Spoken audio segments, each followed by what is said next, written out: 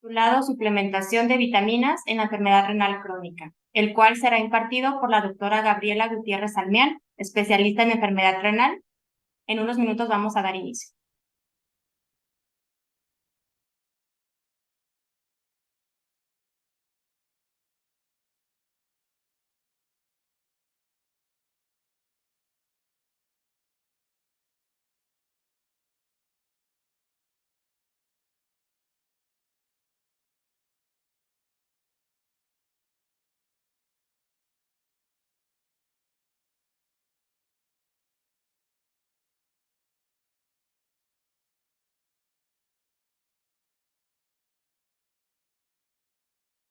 Les comento que al finalizar el webinar les daremos todas las pautas para solicitar la constancia de asistencia a la charla.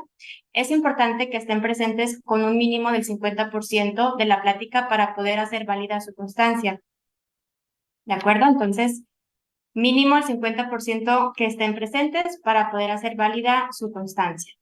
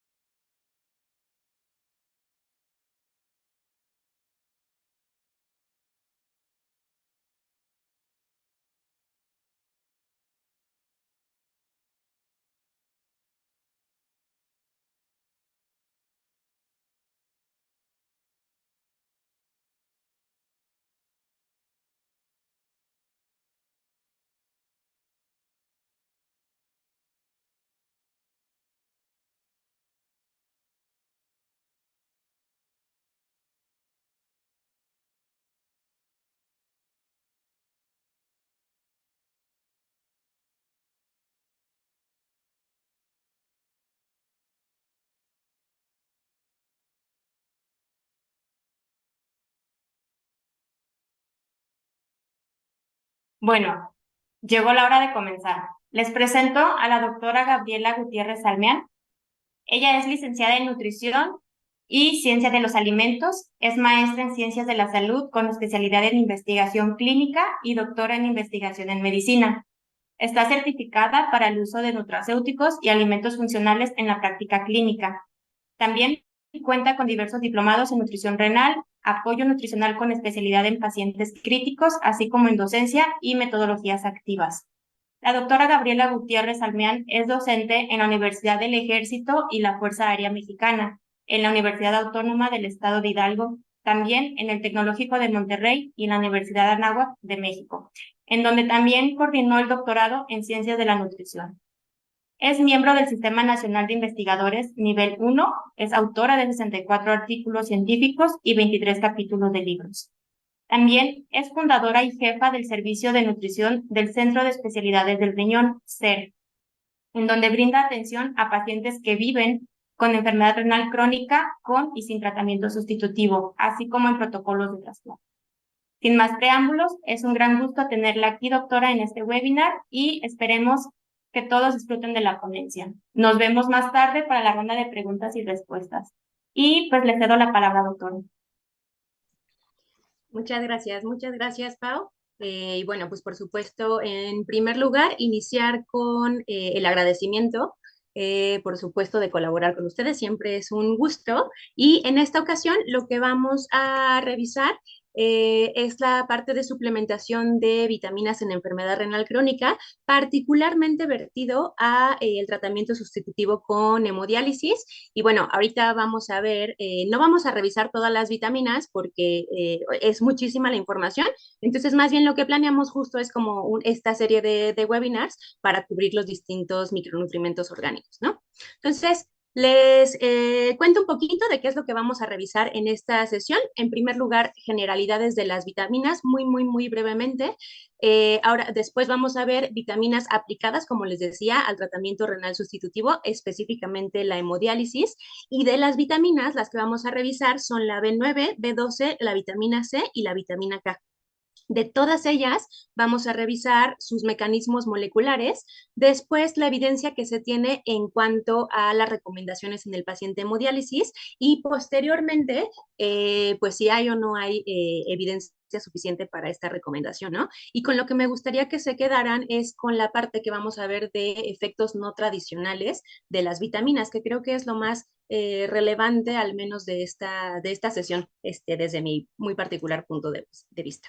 Entonces, bueno, vamos a comenzar, como les decía, con generalidades, perdónenme, con generalidades de las vitaminas. Las vitaminas, entonces, son, en términos químicos, son compuestos orgánicos. ¿A qué nos referimos con orgánicos? A que tienen átomos de carbono, y esto es importante en términos de estabilidad y de metabolismo, ¿no? Como segunda característica, nutrimentalmente nutrimentalmente son indispensables, es decir, el organismo no los sintetiza, de tal forma que deben de ser consumidos en pequeñas dosis, justo por eso se denominan micronutrimentos, a través de la alimentación, ¿no? Con el objetivo, precisamente, el objetivo más básico es de mantener las funciones o las rutas metabólicas en cuestiones adecuadas. Ahora, justo en este sentido, el rol tradicional que revisamos de las vitaminas es a manera de coenzimas, ¿no? Es decir, participan como activadores o inactivadores de las rutas metabólicas que tradicionalmente revisamos en bioquímica de la nutrición, y como que siempre las vemos en términos de las deficiencias o las manifestaciones clínicas típicas de sus deficiencias, ¿no? Por decir algunos ejemplos, no sé, beriberi como deficiencia de vitamina B1, escorbuto como vitamina C, pero como les decía hace un momento, lo que me gustaría que se llevaran es que lo más importante de las vitaminas, al menos en el paciente con enfermedad renal en tratamiento con hemodiálisis, va mucho más allá de lo que típicamente estudiamos, ¿no? Solamente por mencionar algunas cosas, sin irnos todavía a enfermedad renal, por supuesto las vitaminas, algunas de ellas tienen una función antioxidante y no nada más en términos de neutralización, por ejemplo, de los radicales libres, sino que se van, por ejemplo, a modular algunas rutas metabólicas o la expresión genética por ejemplo, glutatión peroxidasa, superóxido dismutasa. Entonces, se van no nada más, como les decía, a la parte de antioxidación mera, es decir, de reacciones espontáneas, sino más bien a reacciones pues enzimáticas, ¿no? Algunas de ellas también actúan como factores de transcripción, como bien conocen la vitamina D, y pues finalmente participan, ese es el mensaje de esto, participan en la modulación y activación o inactivación de rutas fisiopatológicas, por lo tanto, de la progresión de la enfermedad en su caso o de sus comorbilidades, ¿no? Ahora, ¿por qué es importante o por qué cobra relevancia particularmente en el paciente con enfermedad renal que además de todo se somete a un tratamiento sustitutivo? Porque uno, sabemos que la enfermedad renal va a incrementar el requerimiento per se de todos los nutrimentos en lo general, pero ahorita nos vamos a ir a la parte de micronutrimentos, ¿no? Ahora, el paciente que vive con enfermedad renal, como bien sabemos, no es nada más la afección renal lo que cursa, sino que normalmente ello viene de comorbilidades. Entonces, vayamos integrando esto como el paciente, por ejemplo, que vive con diabetes, por lo tanto tiene estrés oxidativo, ¿no? Entonces esto incrementa la necesidad de algunas vitaminas, pero además de todo, por esto desarrolló nefropatía asociada a la diabetes. Entonces, bueno, vean cómo aquí ya tenemos esta mezcla de comorbilidades que nos va incrementando el requerimiento. Al mismo tiempo, paradójicamente, en el paciente con hemodiálisis o en general en el paciente con enfermedad renal, tenemos ciertas restricciones dietéticas que al mismo tiempo que tengo un incremento en el requerimiento, tengo una restricción que probablemente no me deje cubrir ese requerimiento. Entonces se va complicando el panorama, ¿no?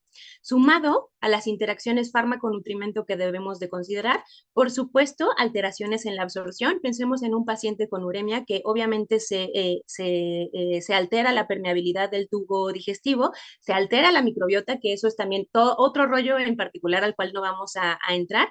Y aquí le vamos a sumar, además de todo, las pérdidas por el dializado.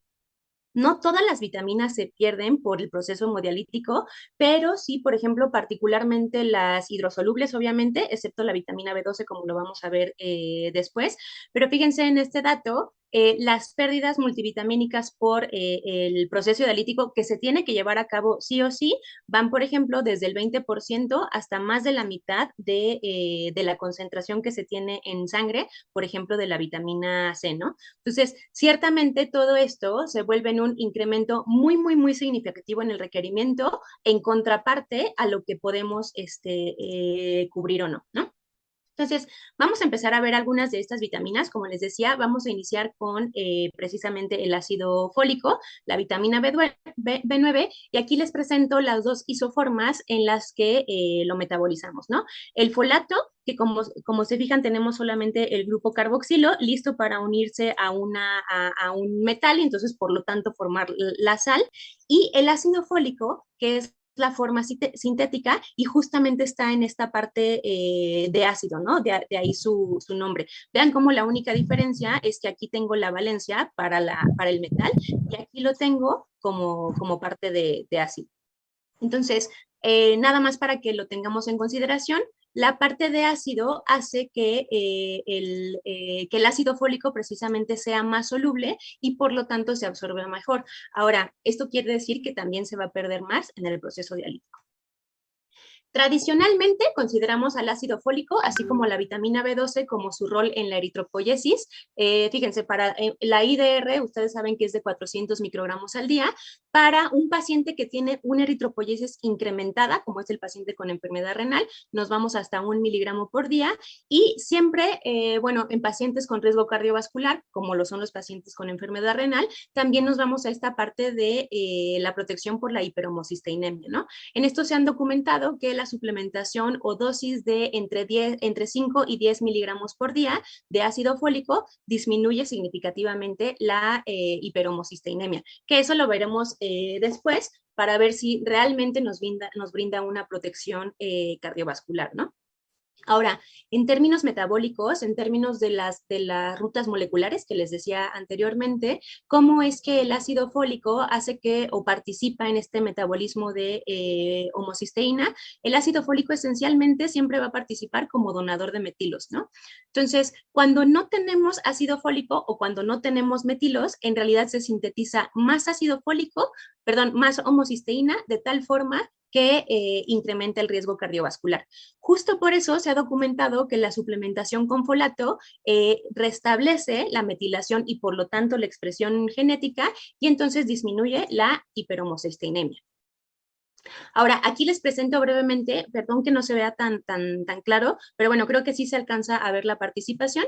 Tenemos entonces el folato, que es como viene de la dieta, su absorción y vean cómo participa en ciertas rutas celulares que al final son ciclos, pero lo importante aquí es que veamos que participa junto con la vitamina B12, por eso normalmente la suplementamos en conjunto, participan estas dos vitaminas y al final nos van a dar una ruta molecular que se va a la síntesis de pirimidinas, perdón, otra ruta molecular que se va hacia hacia la síntesis de purinas y de esta forma, entonces es que participa en el metabolismo de DNA. Ahora, este metabolismo es justo parte de la eritropoyesis. Por eso, cuando tenemos deficiencia o de B12, perdón, o de folato o de vitamina B12, tenemos eritrocitos inmaduros que se manifiestan como macrocitosis, ¿no? Ahora, después profundizamos en esto, pero vean cómo estas dos vitaminas finalmente van a participar también en esta parte de la producción y o depuración de la homocisteína. Entonces, ¿por qué hacemos énfasis en esto? Porque mucha importancia se le ha dado a esta parte cardiovascular. Entonces, sí, el ácido fólico y su suplementación disminuyen la hiperhomocisteinemia, pero después se vio en un metaanálisis, que ustedes saben que es el nivel más alto de evidencia, que esta reducción en la homocisteinemia está bien en términos bioquímicos, pero en realidad en términos como de outcomes más crudos, no se vinculó a una disminución significativa en la tasa, en la incidencia de eventos cardiovasculares, ¿no? Entonces, para considerarlo, ojo, esto no quiere decir no suplementemos ácido fólico, sino más bien quiere decir no esperemos que la suplementación con ácido fólico reduzca el riesgo de que el paciente presente un evento cardiovascular. Entonces, ¿qué es lo que las guías Kadoki recomiendan en cuanto a la suplementación de ácido fólico? Que sí, efectivamente, como les decía, se ha visto que disminuye la hiperhomocisteinemia, pero no se demuestra, un impacto en la parte epidemiológica, aunque la recomendación sí es para cuando hay evidentemente una insuficiencia o una deficiencia, ¿no? Y como les decía, pues lo vamos a suplementar junto con la cianocobalamina. Ahora, en este mismo sentido vamos a ir revisando todas las vitaminas. Les decía que les voy a presentar o vamos a revisar efectos no típicos de estas vitaminas. Y entonces lo que aquí les presento es suplementación con vitamina B12. A lo que sí se asocia es a una disminución en la trombosis del acceso vascular.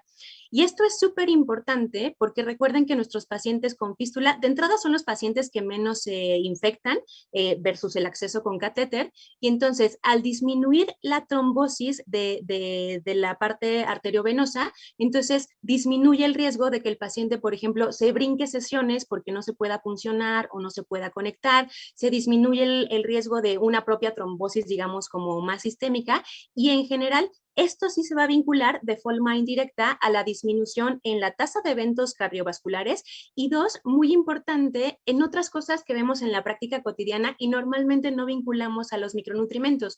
Por ejemplo, que una fístula se trombose menos quiere decir que el paciente tiene menos probabilidad de tener que tener un acceso, por ejemplo, con catéter de forma temporal. ¿Y por qué es importante esto? Uno, pues porque le va a costar al paciente. Dos, como les decía hace ratito, pues porque el catéter finalmente va a ser un incremento en el riesgo infeccioso y por lo tanto en toda la salud del paciente, ¿no? Y bueno, finalmente esto, como les decía, nos va a reducir el riesgo cardiovascular. Entonces, ¿qué sí podemos esperar cuando suplementamos ácido fólico? Que los pacientes que tienen fístula se trombosen menos y entonces la recomendación sí podría irse hacia esa parte, ¿no? Incluso en procesos de cuando el paciente está en maduración de la fístula. Aquí les presento el esquema básico, que les digo, no es lo que tradicionalmente estudiamos del ácido fólico, pero que vean cómo el folato antagoniza, por ejemplo, a las prostaglandinas, antagoniza incluso a la ciclooxigenasa y antagoniza algunas interleucinas que son prooxidativas y por lo tanto proinflamatorias. Y al final esto se manifiesta como una hiperplasia en los megacariocitos, ¿no? Cuando tenemos una hiperplasia en los megacariocitos, vamos a tener más coagulación. En cambio, cuando yo antagonizo esto con el ácido fólico, voy a tener menos coagulación, menos procesos trombóticos y por lo tanto, incluso tenemos menos incidencia en la pérdida de los accesos vasculares. Ahora, en este mismo sentido, como les decía, siempre de la mano o muy frecuentemente de la mano con el ácido fólico, vemos a la vitamina B12. Les presento aquí la estructura química. La vitamina B12 la vemos, su nombre químico de hecho es la cobalamina. ¿Y por qué cobalamina? Porque como pueden ver, su átomo central de hecho es un átomo de cobalto, alrededor del cual están dispuestos estos 4 grupos de nitrógeno, lo cual justo lo hace una amina. Me gustaría que se fijaran en primer lugar a comparación de las moléculas de ácido fólico que veíamos hace ratito, vean el tamaño de esta molécula y esto es importante porque justo el tamaño hace que la vitamina B12 no se pierda por el proceso dialítico, porque el tamaño de los poros en el dializador es muy pequeño, entonces por esa vía no se va. ¿Qué es lo que sí tenemos que tener en consideración en cuanto al paciente con enfermedad renal que se hemodializa? Es precisamente la interacción fármaco-nutrimento. Por ejemplo, ustedes saben que metformina, ya no es el caso del paciente que está en enfermedad renal, por supuesto, pero sabemos que una de las interacciones más comunes de metformina es precisamente la deficiencia con B12, ¿no? Porque disminuye su absorción. Pero también lo disminuyen, por ejemplo, los antagonistas del receptor H2, los inhibidores de hidrogeniones, que muchísimos de nuestros pacientes toman, por ejemplo, o ranitidina, o omeprazol, lansoprazol, y esto es importante saber, disminuye la absorción de B12, y, por ejemplo, también las resinas, ¿no? Estos fármacos que se utilizan para el control del colesterol, también disminuyen significativamente su absorción. Ahora, como sabemos, su deficiencia se va a ver manifiesta como macrocitosis, al igual que lo veíamos con el ácido fólico, precisamente porque tiene que ver con la vía de síntesis de purinas y pirimidinas, para lo cual se recomienda una suplementación. Vean cómo la suplementación, si es a muy altas dosis, una suplementación de 1000 microgramos por día durante 3 meses para restablecer esta deficiencia. ¿Y por qué la suplementación es tan alta? Porque sabemos que la absorción de la vitamina B12 es solamente del 1%. Entonces, a pesar de que su requerimiento sea de 1 microgramo, pues en realidad si solamente se va a absorber 1%, pues tenemos que dar dosis muy altas, ¿no? Y misma dosis de recomendación en términos de manejo de hiperhomocisteinemia. Aquí les presento nuevamente de forma muy rápida, es el mismito ciclo que veíamos hace ratito. Vean cómo el ácido fólico se vincula con la vitamina B12 y bueno, se van hacia la síntesis de DNA, pero la vitamina B12, vean cómo de forma más específica lo que hace es que metaboliza a la homocisteína, perdón, la transforma a metionina y entonces quita este riesgo cardiovascular, ¿no? ¿Cómo es que la homocisteína nos da riesgo cardiovascular? Siempre piensen que todas las moléculas, en realidad todas las moléculas tienen bioactividad. ¿A qué se refiere esto? A que una molécula no está en el organismo solamente por estar, sino que si está presente va a tener interacción con un receptor, con otra molécula, con una enzima y entonces va a cambiar la función celular. Vean en este sentido qué es lo que hace la homocisteína. Vean cuando tengo homocisteína incrementada, disminuimos glutatión peroxidasa de tal forma que incrementamos el estrés oxidativo y ustedes saben que solamente con este hecho pues va a incrementar el proceso aterogénico, ¿no? 2, vean cómo la homocisteína por sí misma induce la actividad metogénica en el músculo endotelial. Entonces, pues obviamente la capa muscular del vaso se va engrosando y esto finalmente va reduciendo la luz arterial o la luz vascular y precisamente nos incrementa el riesgo cardiovascular, ¿no? Homocisteína, vean cómo también se vincula a factores trombóticos, los factores de coagulación y disminuye todos estos factores justamente antitrombóticos. Entonces, la hiperhomocisteinemia, al incrementar el riesgo de trombosis, nos incrementa per se el riesgo cardiovascular, ¿no? Entonces, otra vez, para que no nos quedemos con esta idea de que la homocisteína está elevada y pues ya está elevada, sino que no. Vean, en un paciente con hiperhomocisteinemia, perdón, vean qué es todo lo que está sucediendo. Entonces, sí es importante disminuir la homocisteína independientemente de que no lo veamos manifiesto en los indicadores a nivel crudo, a nivel epidemiológico. Siguiente, la vitamina C, el ácido ascórbico. Vean el tamaño tan chiquitito de la molécula. Y 2, estudiémoslo químicamente. Vean todos estos hidrógenos que tengo sueltos, ¿no? ¿Se acuerdan que hace ratito cuando veíamos la diferencia entre ácido fólico y el folato era justamente un hidrógeno, ¿no?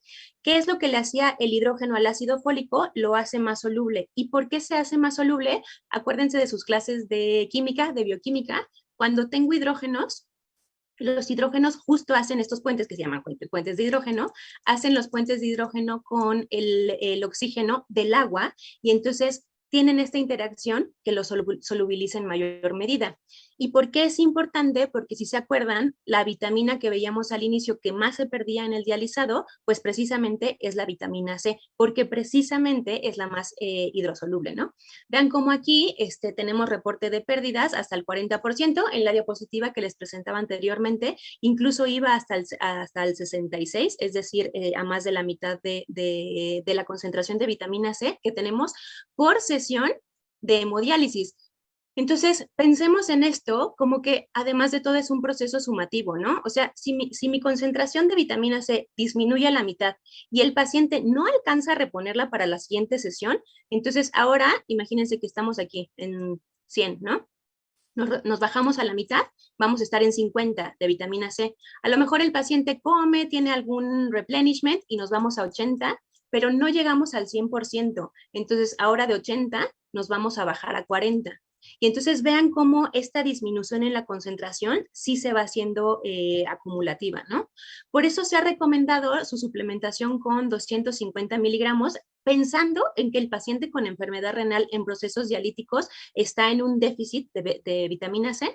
Entonces, 250 miligramos durante 3 meses para mantener la concentración normal. Vean cómo no está haciendo en la parte terapéutica, sino nada más para mantener su concentración normal.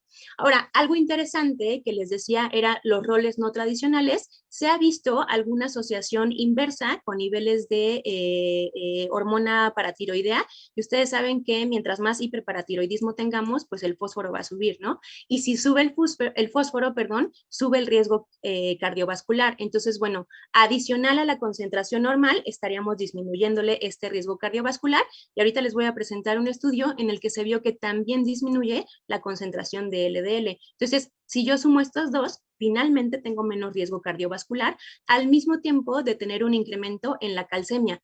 Ojo, no nos vamos a hipercalcemia, sino en pacientes que están hacia la baja, como tradicionalmente son los pacientes en hemodiálisis, nos vamos a restituir la calcemia y por lo tanto también disminuye el riesgo osteoporótico, ¿no? Justo en este sentido, vemos que la vitamina C se ha asociado a una mejor reactividad microvascular y, ojo, aquí sí es importante una disminución en los eventos cardiovasculares. Ok, no se ha asociado a una disminución en la mortalidad, pero sí, aquí sí disminuyó el riesgo cardiovascular el riesgo cardiovascular por los eventos versus los que veíamos con las vitaminas B anteriormente, ¿no? Ojo, importante aquí no irnos a las dosis demasiado altas, porque también se ha visto que dosis superiores a los 500 miligramos por día se asocia con un incremento en la oxalemia. Y ustedes saben que el incremento en la oxalemia, porque el paciente renal no depura adecuadamente los oxalatos, el incremento en la oxalemia se va a asociar ahora a un riesgo cardiovascular. ¿Por qué? Porque incrementa la calcificación y altera el metabolismo mineral óseo. De hecho, también se ha vinculado con dolor artrósico. Entonces, bueno, me gustaría que nos lleváramos de mensaje que muchas veces pensamos que las vitaminas, particularmente las hidrosolubles, no tienen una toxicidad. Ok, no hay una toxicidad per se, pero sí podemos tener efectos secundarios en cada uno de los pacientes. Aquí los estamos revisando en particular en el paciente con tratamiento dialítico, ¿no? Recomendación Kadoki, vean cómo en realidad no se va hacia toda la parte de PTH, etcétera, que revisábamos, sino más bien hacia cubrir la ingesta diaria. Y entonces Kadoki recomienda pues que sí se puede hacer una suplementación al menos de 90 a 75 miligramos, dependiendo del sexo del paciente, para mantener la ingesta diaria recomendada, pero no se va a, digamos, la evidencia en términos de por ejemplo, la concentración sérica, etcétera. ¿Qué mecanismos nuevos tenemos aquí? Como les decía, vitamina C, su suplementación evidentemente disminuye el estrés oxidativo porque actúa como un antioxidante, disminuye la inflamación, que esto es importante porque no es igual al estrés oxidativo, y vean cómo aquí está, sé que la tabla está muy, muy grande, pero nada más vamos a ver los que son estadísticamente significativos. Vean cómo es importante que disminuye los niveles de urea, o demostró este estudio que disminuye los niveles de urea tanto pre como post diálisis en nuestros pacientes, disminuye MDA, que MDA es un marcador de estrés oxidativo pero en lípidos. Entonces, cuando disminuimos MDA, asumimos que se está disminuyendo la peroxidación lipídica y esto finalmente se traduce o debemos pensarlo como una mejor manutención de todas las membranas celulares, ¿sale? Incrementa también glutatión peroxidasa, vean cómo aquí lo vemos manifiesto en esta P menor a 0.05, pero vean cómo de forma interesante la proteína C reactiva no muestra un cambio específico, pero sí lo hace TNF-alfa. Por eso les digo que el estrés oxidativo no es lo mismo que la inflamación. TNF-alfa y, por ejemplo, la tasa de sedimentación sí son marcadores específicamente de inflamación, lo cual nos debe llevar a interpretar que la vitamina C, en este caso, está modulando la respuesta inmunológica, ¿no? Que de ahí es de donde viene esta parte inflamatoria. Y lo que les quería presentar como roles no tradicionales es que vean qué sucede en los colesteroles. El colesterol total disminuye y el colesterol LDL disminuye. Vean cómo estos pacientes inician en 141 y se bajan a 100 en términos de colesterol total, 200 y se bajan a 65. El colesterol HDL exhibe, si pueden ver aquí, un comportamiento hacia la alza, pero no alcanza a ser significativo, y lo mismo los triglicéridos, ¿no? Esencialmente no hay una alteración en el metabolismo. Pero creo que sí es importante que lo veamos como una posible terapia coadyuvante en aquellos pacientes que tienen hipercolesterolemia, ¿no? Y entonces así sí les vamos a disminuir el riesgo cardiovascular y el riesgo oxidativo y de inflamación en lo general.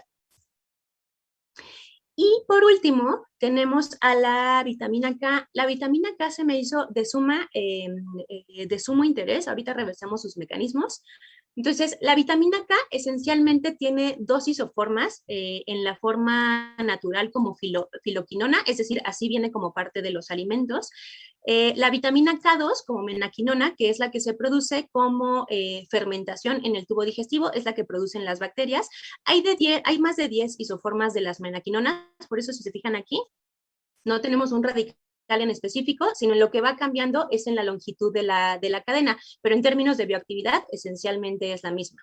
Y también tenemos esta menadiona, que la vitamina K3 es una forma sintética, pero ya no se recomienda su uso en humanos porque a lo que se vinculó es que precisamente esta vitamina K antagoniza, a glutatión peroxidasa. Y esto es importante porque al antagonizarlo de forma particular, a lo que se asocia es una anemia hemolítica.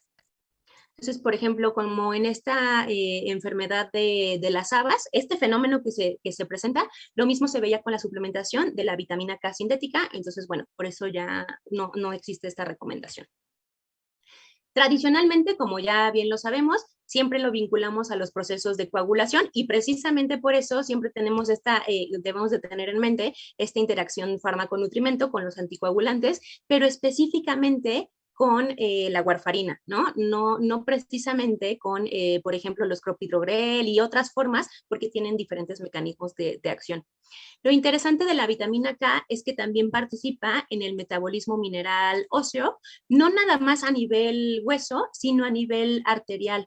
La vitamina K lo que hace es que, ahorita les muestro el esquema, pero la vitamina K lo que hace es que modula la carboxilación de ciertas proteínas que lo que van a hacer es detener el proceso aterosclerótico, detener el proceso del depósito de calcio. Entonces, al no tener suficiente vitamina K, estas proteínas no alcanzan a activarse y entonces sigue el depósito a nivel arterial, ¿no? Ahora, importante tener en consideración la vitamina K en nuestros pacientes hemodiálisis es frecuente que esté baja, entonces de entrada por aquí podríamos empezar a pensar que su suplementación tampoco está tan locamente justificada. No se remueve por vía dialítica. ¿Y por qué no se remueve por vía dialítica? Porque no es una vitamina hidrosoluble, entonces no se va con el dializado, sino lo que sucede es que, por ejemplo, la dieta de nuestros pacientes suele ser insuficiente per se en vitamina K, más, por ejemplo, el uso continuo de antibióticos, el uso de inhibidores de la bomba de hidrogeniones, lo que hacen es alterar la microbiota de tal forma que entonces ya no se produce tanta vitamina K, K2, y por lo tanto no se absorbe, ¿no?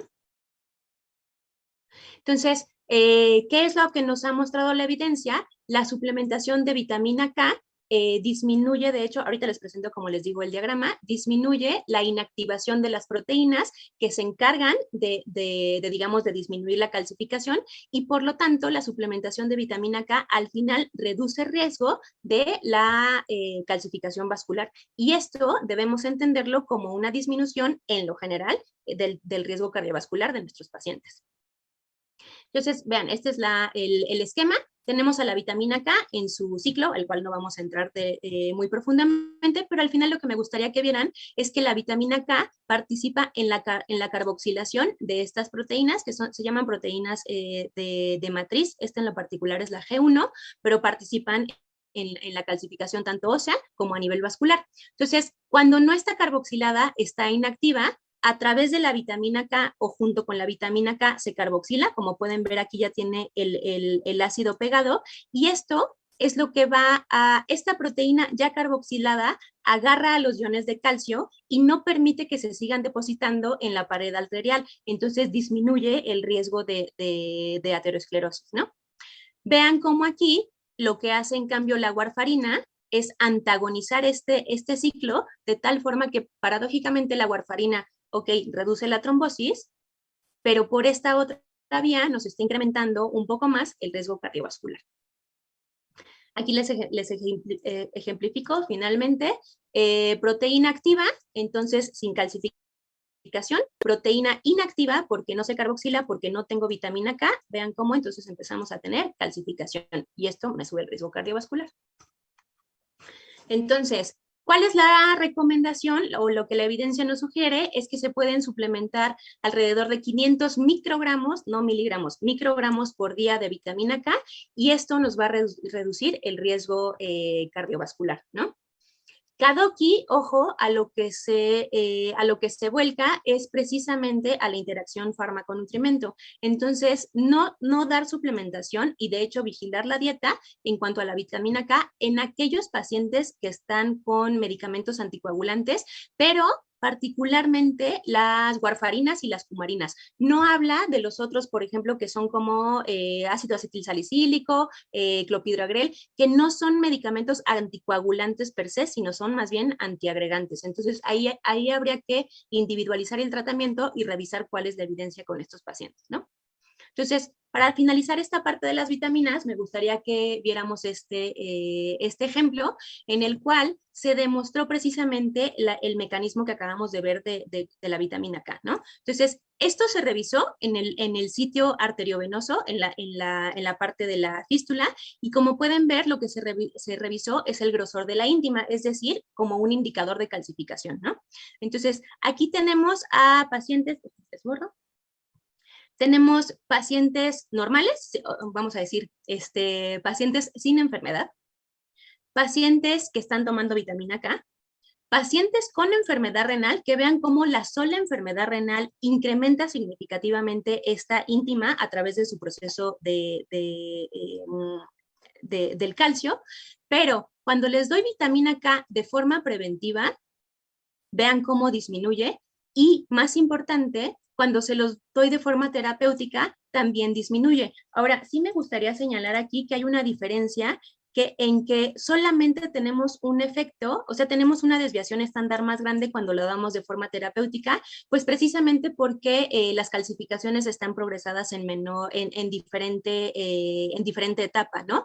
Pero cuando lo damos de forma preventiva, podemos disminuir el riesgo que ya de por sí están presentando estos pacientes solamente por tener la enfermedad renal. Entonces, ¿qué conclusiones me gustaría que nos lleváramos de esta sesión? Uno, en cuanto a las recomendaciones que hay en KDIGO, por ejemplo, hablando de vitaminas en lo general, se habla de que quien debe de hacer las recomendaciones, pues precisamente es un experto en el área de nutrición, y las vitaminas, o sea, la suplementación de vitaminas, pero ojo, esto en términos de evidencia solamente está como opinión. La suplementación con vitaminas está sí alentada, pero para cumplir con el requerimiento, ¿no? Como pueden ver, no se está haciendo esta recomendación de forma terapéutica, ¿no? Y lo que sí se hace es perdón, aquí, Lo que sí se hace también en cuanto a CADIGO es que las vitaminas sí 100% están recomendadas cuando se tienen deficiencias micronutrimentales, ¿no? Esto es obvio. Pero como pueden ver, solamente nos vamos a la parte de deficiencias per se. No nos vamos a todas estas partes de mecanismos más finos que revisamos en esta sesión. De tal forma que, de hecho, la propia CADIGO y todos los metaanálisis que ustedes revisan en cuanto a suplementación de multivitamínicos, en lo que terminan es que en este momento no hay evidencia suficiente ni para soportar ni para rechazar la suplementación de rutina, de tal forma pues, que las decisiones clínicas deben de tomarse de forma individualizada, ¿no? Lo que me gustaría que se lleven es que sí se necesitan, por supuesto, mucho más investigaciones vinculadas hacia los aspectos duros, pero también vinculadas, como podíamos ver en esta sesión, a todo lo que va más allá de lo tradicional. Es decir, la vitamina C está súper interesante en cuanto a metabolismo de lípidos, por ejemplo, y por lo tanto disminución del riesgo cardiovascular. Vitamina K está súper interesante en cuanto a riesgo cardiovascular a través de la calcificación vascular. Entonces, pues la invitación para todos es que no solamente practiquemos la clínica, sino que en realidad sí hagamos entre todos ciencia, porque justo el problema es que no hay evidencia suficiente para esta toma de decisiones que todos ocupamos en el día a día, ¿no? Entonces, bueno, les agradezco muchísimo su atención. Les comparto mi contacto y nuestras redes del Centro de Especialidades del Riñón. Ahí pueden también contactarnos y, bueno, pues cualquier inquietud que tengan, estamos a sus órdenes en todo el equipo multidisciplinario que somos. Muchas gracias a todos por su atención.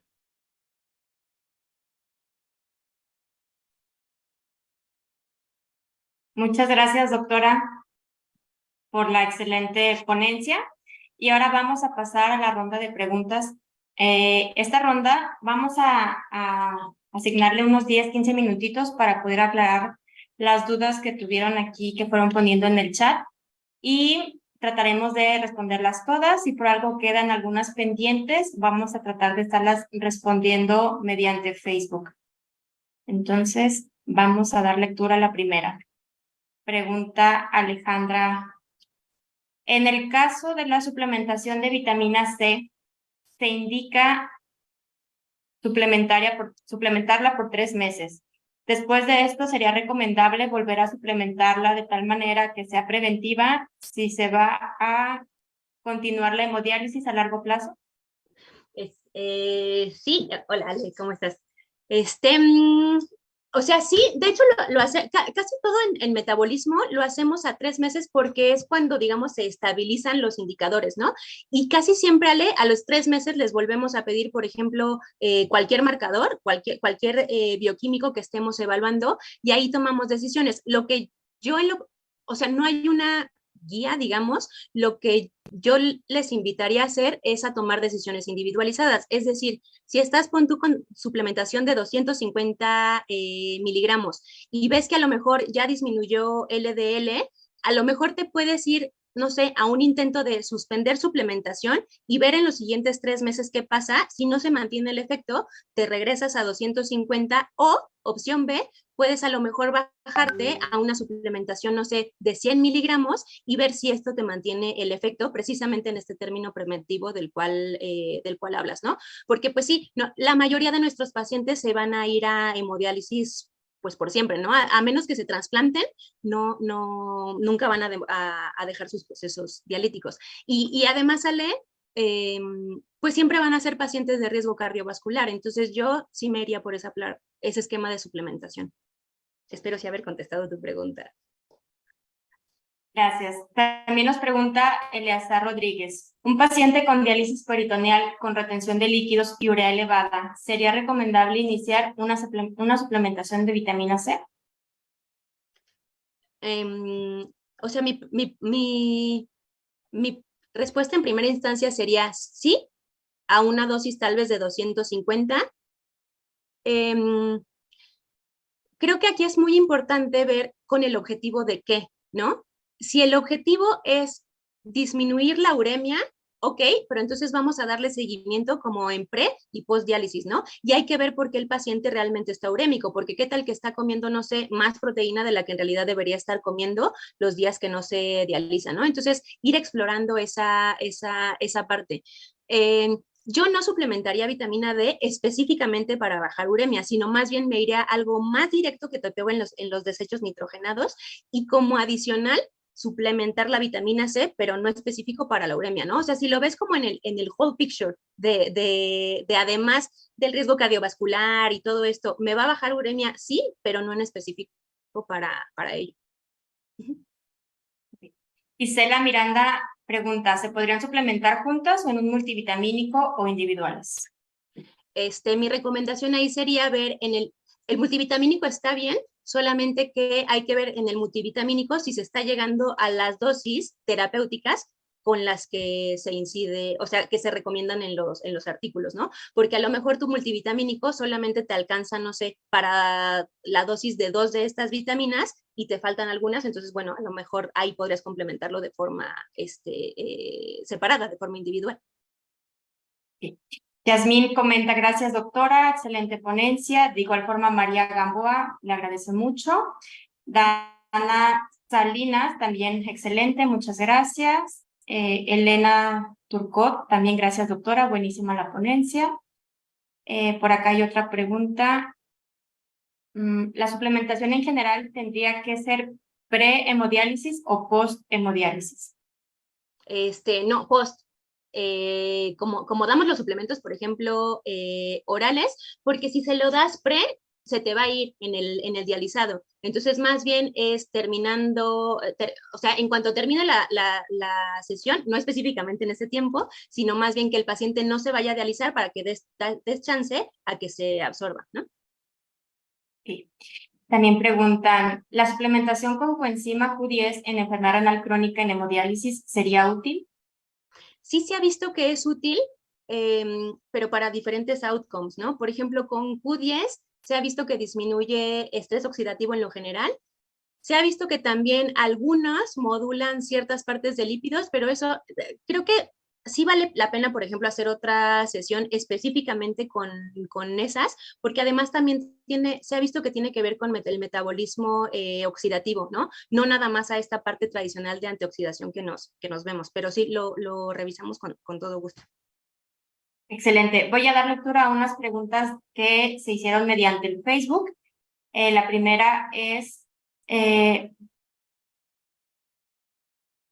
Daniela Lomelí. Pregunta en dónde se puede tomar alguna certificación para el uso de nutracéuticos. Supongo también es nutrióloga. Si me mandas un correo, con todo gusto te envío la información de dónde yo tomé la certificación. De acuerdo. También preguntan, ¿qué tipo de suplementos de vitamina K y cuáles recomendaría? De la vitamina K, Sí. casi siempre viene como vitamina K2.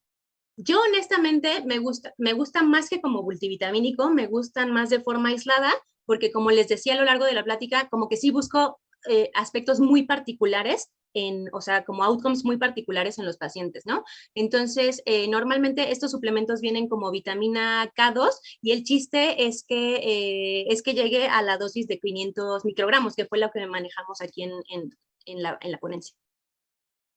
De acuerdo. Por acá tiene otra pregunta, Mercy Chávez. Dice, ¿qué suplemento se recomienda en paciente con cáncer de riñón? Este paciente tiene un solo riñón y presenta sintomatología avanzada relacionado a algún tipo de vitamina particular. Sí, es que justo ahí, Mercy, muchas gracias por tu pregunta. De nuevo, es como, ¿qué es lo que buscas en el paciente, no? ¿Y a qué te refieres con sintomatología? O sea, si te refieres a sintomatología oncológica, hay algunas vitaminas que pueden incidir, pero bueno, en términos de suplementación por fines renales, pues la evidencia que presentamos aquí, ¿no? Es que no creo que aplique mucho, Mercy, en este sentido, porque, pues, por ejemplo, en el paciente con oncológico, en ese momento no te importa tantísimo, no sé, el LDL, ¿no? Más bien justo lo que no quieres es que baje. A lo mejor pues podríamos modular, no sé, se me ocurre estrés oxidativo y esto para no tener tanta sintomatología, pero yo ahí no recomendaría hacerlo a través de las vitaminas, sino que hay otros, o sea, otras moléculas más potentes e incluso que no lo prescribimos nosotros, obviamente, aspectos farmacológicos para ello, ¿no? Entonces, igual si quieres mandarme un correo en cuanto a qué te refieres a sintomatología y entonces ahí ya se toman las decisiones, ¿no? Gracias, doctora. Por acá tenemos otra de Iris González, que primero le dice gracias por por los conocimientos adquiridos y su pregunta es, ¿hay alguna contraindicación de suplementación de probióticos a la par con suplementación de vitamina C? No, de hecho, los probióticos se ha visto que incrementa la absorción porque los probióticos también metabolizan parte de la vitamina C, entonces al final te sirve como prebiótico y además de todo, incrementas absorción. No hay tantísima evidencia al respecto, pero el punto es que no hay contraindicación, ¿no? Muy bien. También por acá nos ponen las recomendaciones de suplementación se aplican tanto en hemodiálisis y en paciente, se me olvidó. Tanto en hemodiálisis y en paciente en diálisis, supongo diálisis peritoneal. Sí, supongo también, ahí Carlos, sí, pero no son las mismas dosis, porque además las pérdidas también son diferentes, ¿no? Por eso especificábamos que la evidencia que revisamos aquí en esta sesión es con base en artículos de pacientes en hemodiálisis. Sí. Ok. Lipni nos pone buenas tardes. ¿Se podrá revisar el video nuevamente? Sí. Sí, vamos a compartir las redes para que estén al pendiente de hacer uso y revisar nuevamente la ponencia de la doctora. ¿De acuerdo? Entonces, me parece que hasta ahorita ya dimos lectura a todas las que nos pusieron aquí. Voy a confirmar si hay alguna otra en el Facebook para dar lectura.